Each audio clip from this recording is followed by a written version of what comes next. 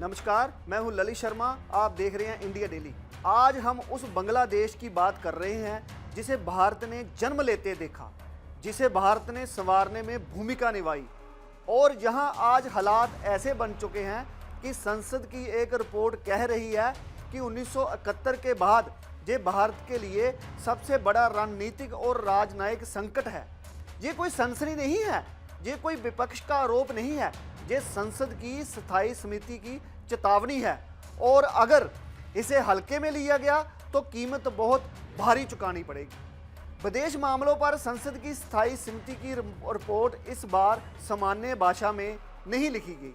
बल्कि ये रिपोर्ट साफ साफ चेतावनी देती है कि बांग्लादेश में भारत की भूमिका लगातार कमजोर हो रही है और अगर समय रहते भारत ने खुद को दोबारा स्थापित नहीं किया तो ढाका में भारत युद्ध हारने की वजह से नहीं बल्कि अप्रासंगिक हो जाने की वजह से अपनी रणनीतिक जमीन खो देगा। और ये बात इसलिए गंभीर है क्योंकि ये उस दौर की बात हो रही है जब भारत को अब तक बांग्लादेश में सबसे प्रभावशाली ताकत माना जाता था। इस पूरे संकट का सबसे बड़ा कड़वा और डरावना सच ये है कि बांग्लादेश में बिगड़ते हालात का सबसे पहला और सबसे बड़ा शिकार अल्पसंख्यक समुदाय बन रहा है, खास तौर पर हिंदू समुदाय,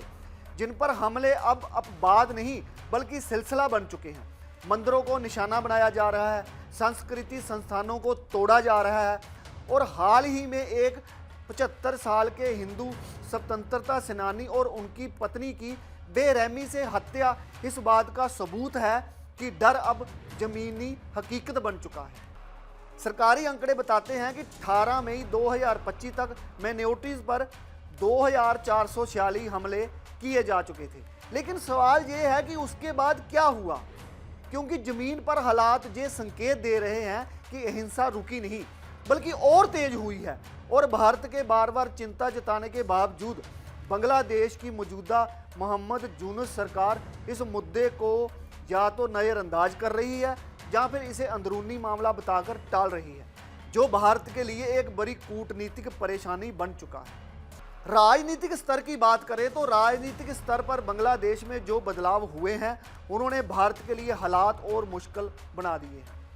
क्योंकि एक तरफ छात्राओं के नेतृत्व में नेशनल सिटीजन पार्टी जैसे नए संगठन का आभार हुआ, दूसरी तरफ जमाते इस्लामी को फिर से वैधता मिल चुकी है और तीसरी और सबसे अहम बात यह है कि शेख हसीना की अवामी लीग को चुनावी प्रक्रिया से बाहर कर दिया गया है,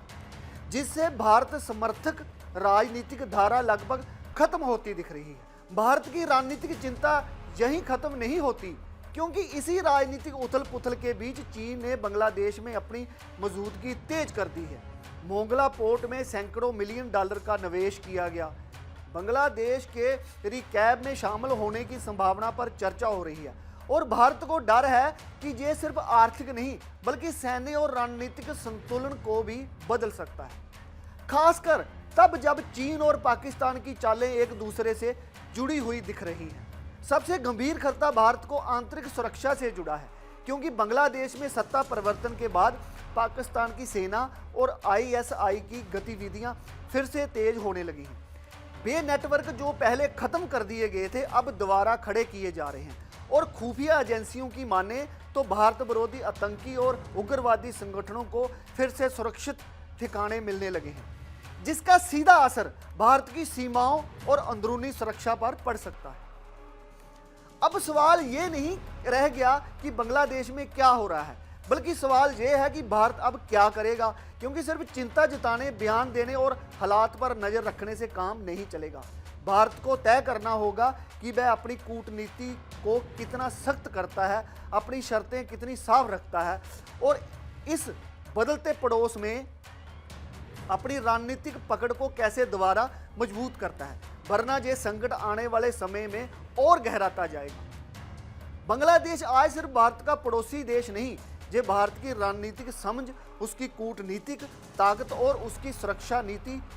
सबसे बड़ी परीक्षा बन चुका है और अगर इस परीक्षा में देर हुई या चूक हुई तो असर सिर्फ सीमा पर नहीं बल्कि देश के भीतर भी महसूस किया जाएगा। आप देखते रहिए इंडिया डेली, फिर मिलते हैं बड़ी खबर के साथ।